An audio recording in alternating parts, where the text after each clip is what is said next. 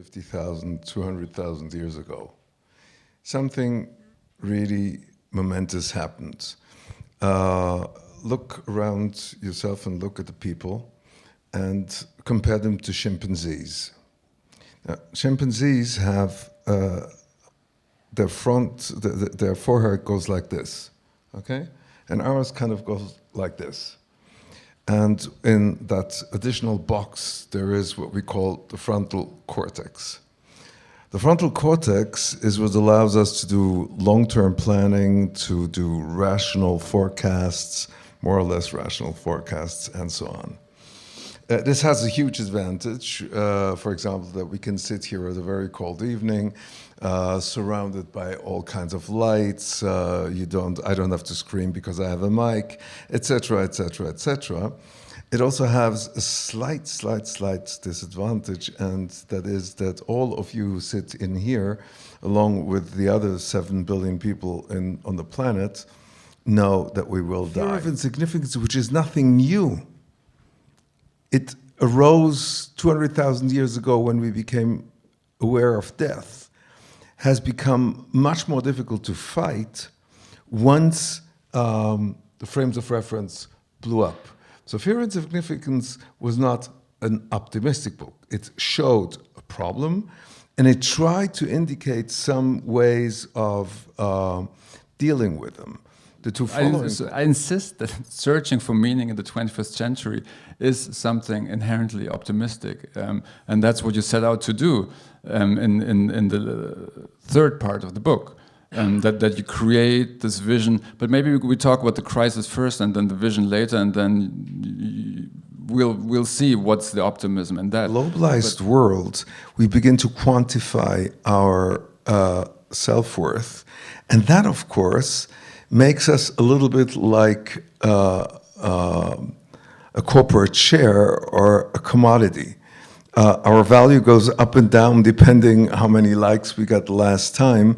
And I can tell you that I have worked in my practice with many people, some of them very famous in what they do, who are completely obsessed with websites I didn't even know existed, that count how often you've been mentioned in the media in the last day.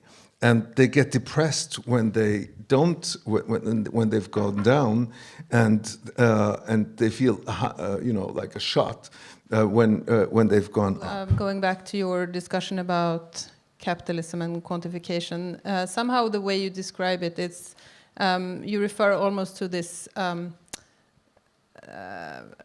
this state, this natural state that used to be, and now by some external force that just came upon mankind, things changed and went bad. But I'm thinking our economic systems are also man-made. It's something we made as human beings. We created this. So I'm just wondering how you think about that, because you seem to describe this distance between us as human beings and these external forces, but they are also what we made them into. You see, I think there's a difference between the two of us. I don't know you that well. No, we know each other. We've known each other for 20 minutes. And known each other is not exactly, we've sat on the same stage. Look, the great changes in human history are technology-driven.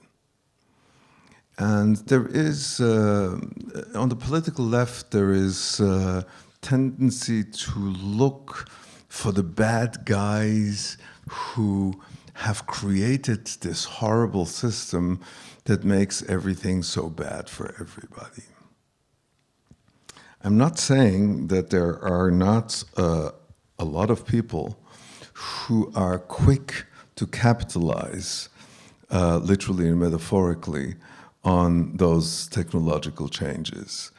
Talk about high-speed traders. I don't know whether you know that story. It's been described marvelously by Michael Lewis, where people manage to make billions by getting from one exchange to the next 1/1000th of a second earlier than the others. But the technological changes per se are impersonal. You see, when somebody invented the wheel, when somebody came to the technology that we can work with iron instead of bronze, that person may just have been interested in getting more beautiful sculptures done. What happened with it afterwards is a different story.